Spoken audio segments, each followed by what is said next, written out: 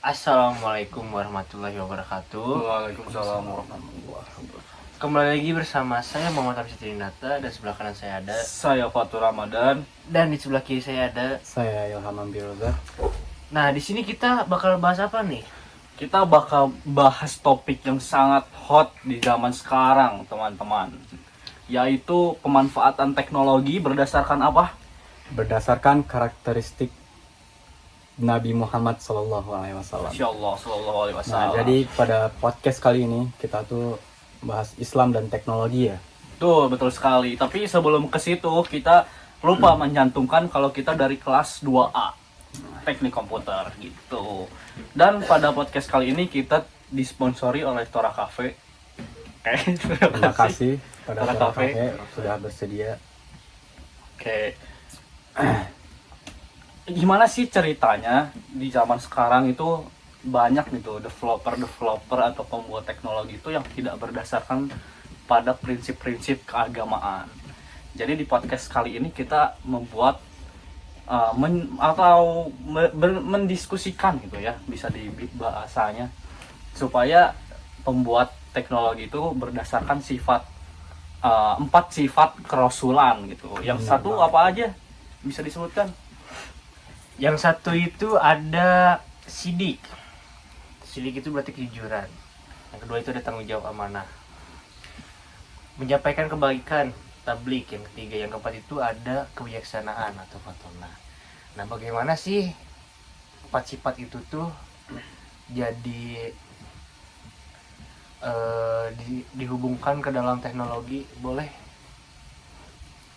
Betul sekali ya. Jadi 4 sifat itu tuh sangat penting gitu sebagai dasar pembuatan teknologi yang dapat gimana ya. Jadi teknologi itu tidak hanya disalahgunakan gitu. Jadi bisa digunakan untuk pemanfaatan nilai-nilai Islam gitu. Contohnya berdakwah online, terus pemanfaatan teknologi sebagai penunjang ibadah gitu dan lain-lainnya, betul. Tapi jadi kita di sini sudah membuat artikel, teman-teman semua. Artikel kita mencakup, kita mengambil 13 literatur terpilih yang diantaranya Yang pertama itu ada 9 sumber primer dan 4 sumber sekunder yang relevan dan terbitan maksimal 10 tahun terakhir. dan kita juga membuat fokus analisisnya itu di 4 nilai propertik utama yang tadi, yaitu sidik, amanah, tablik, dan fatona gitu. Sebelumnya kita juga sudah menyimpulkan ada pertanyaan utama gitu. Nah, mungkin bisa dibacakan oleh teman saya pertanyaannya. Boleh ya. Yang pertama itu ada bagaimana teknologi dapat membentuk karakter profetik. Nah, jadi kita membahas bagaimana sih teknologi itu bisa membentuk gitu karakter propetik itu. Yang kedua apa pertanyaannya? Apa sih contoh konkret teknologi yang selaras dengan nilai sidik, amanah, tablik, dan fatanah itu? Nah, gitu. Jadi itu pertanyaan kedua. Jadi betul apa sebelum seperti yang saya bilang tadi gitu. Jadi teknologi itu tidak hanya digunakan dalam konteks duniawi saja, tapi harus dibersamai dengan nilai-nilai akhirat begitu. Masya Allah, tabarakallah. Kita mengambil sumber primer. Mungkin teman saya bisa membacakan, yaitu yang pertama ada Al-Quran yang terdiri dari Oke, yang pertama itu ada pengumpulan data ya. Kita pertama itu ada sumber primer. Yang pertama itu ada Al-Quran. Untuk yang pertama itu ada surat Al-Ahzab ayat 21 tentang keteladanan Rasulullah. Yang kedua itu ada Quran surat Al-Baqarah ayat 182 tentang pentingnya ketaatan dan keadilan dalam transaksi keuangan. Yang ketiga itu ada Al-Anfal ayat 27 tentang amanah yang tidak boleh dikhianati. Yang keempat itu ada Al-Maidah ayat 67 tentang menyampaikan kebenaran. Yang kelima itu ada Al-Baqarah ayat 269 tentang anugerah kebijaksanaan. Nah, dari sumber-sumber primer ini tuh sangat relevan atau ada hubungannya tentang empat sifat Rasulullah. Betul, betul, betul. Dan tentu kita juga mengambil hadis-hadis, yaitu ada 4 hadis. Yang pertama tuh menyangkut pautkan dengan sikap jujur. Yang kedua itu orang munafik gitu ya. Terus yang ketiga tuh mengajak atau memudahkan orang lain untuk berbuat baik. Hadisnya begitu. Yang keempat tuh mengajarkan umatnya untuk selalu bersikap memudahkan bukan mempersulit begitu. Terus kita juga ada sumber sekunder nih. Nah, ini sumber sekunder ini yang terdiri dari jurnal-jurnal. Boleh dibacakan oleh teman saya judulnya saja dan singkat saja. Nah, sumber sekundernya itu yang pertama ada jurnal Ningsih et al. Tahun 2024. Nah, pada jurnal ilmiah ini blockchain digunakan untuk meningkatkan transparansi dan akuntabilitas pengelolaan zakat. Penelitian ini menggabungkan analisis literatur terkait prinsip blockchain dengan studi kasus implementasi teknologi tersebut dan lembaga zakat gitu.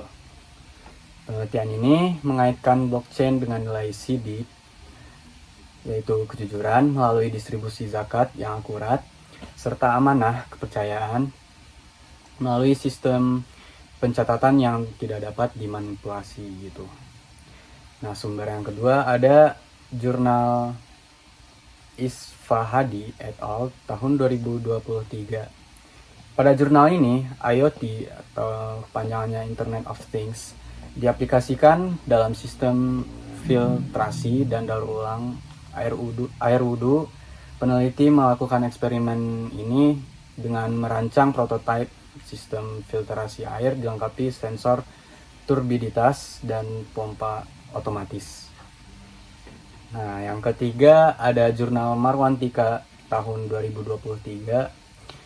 Pada jurnal ini, AI itu diintegrasikan dalam strategi dakwah digital. Peneliti menggunakan wawancara mendalam dan dengan dai dan audiens, serta analisis literatur tentang tantangan etis dan budaya dalam penggunaan AI untuk dakwah. Yang keempat ada Baroroh et al. Tahun 2024, yaitu membahas VR yang dimanfaatkan sebagai media pembelajaran sejarah kebudayaan Islam. Nah, di sini peneliti menguji efektivitas VR ini melalui uji coba pembelajaran interaktif pada siswa. Implementasi VR ini sejalan dengan nilai fatana atau kebijaksanaan dalam menggunakan teknologi sebagai penunjang pendidikan pada masa kini. Nah, itu dia sumber-sumber yang kita cari untuk menunjang artikel yang kami buat gitu. Terus kita langsung aja ke hasil dan pembahasan gitu ya. Setelah tadi sumber-sumber yang kita cantumkan dan kita kumpulkan. Nah, jadi di sifat sidik yang pertama itu aplikasi blockchain gitu ya yang ditulis oleh Ningsih dan kawan-kawan menjelaskan bahwa teknologi blockchain itu dapat digunakan untuk menciptakan sistem transparansi dalam transaksi zakat. Nah, ini tuh sejalan gitu dengan sikap Rasul, yaitu sikap sidik itu sendiri begitu. Yang kedua tuh ada amanah. Nah, amanah ini tuh jadi penggunaan IoT yang dilakukan, yang dibuat oleh Isfahadi dan kawan-kawan dalam memantau kualitas air masjid dari jarak jauh gitu. Jadi ini tuh penggunaan teknologi masa kini yang amanah gitu. Teknologinya digunakan dalam kemaslahatan umat gitu untuk membantu pengelolaan air wudhu di masjid begitu. Yang ketiga boleh disebutkan oleh teman saya. Yang ketiga itu ada tablik ya, menyampaikan kebenaran. Nah, di tablik ini tuh ada chatbot AI untuk jawaban keagamaan.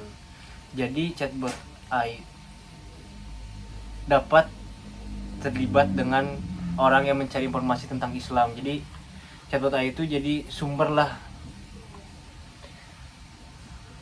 Yang keempat itu ada Fatona, kebijaksanaan. Nah, di Fatona ini kita mengimplementasikan teknologi seperti virtual reality dapat menjadi alat untuk meningkatkan kebijaksanaan dan dalam memecahkan masalah sosial dengan cerdas dan tepat. Teknologi ini sejalan dengan nilai Fatona yang diajarkan oleh Rasulullah SAW. Nah, setelah implikasi dan hasil pembahasan yang kita buat tadi, kita dapat simpulkan bahwa keempat sifat tersebut tuh bisa menjadi prinsip dasar gitu ya untuk penciptaan teknologi di masa sekarang. Kita harap juga penciptaan teknologi itu tidak hanya untuk kepentingan pribadi atau duniawi gitu, tapi menciptakan manusia yang lebih bermoral gitu dan Bener banget. selalu membawa nilai-nilai Islam begitu. Betul nggak teman-teman? Betul banget. banget. Bapak. Mungkin segitu saja ya teman-teman yang bisa dapat kita sampaikan ya. Mohon maaf apabila ada salah kata dan kekurangannya. Kita lihat sana. Wassalamualaikum warahmatullahi wabarakatuh.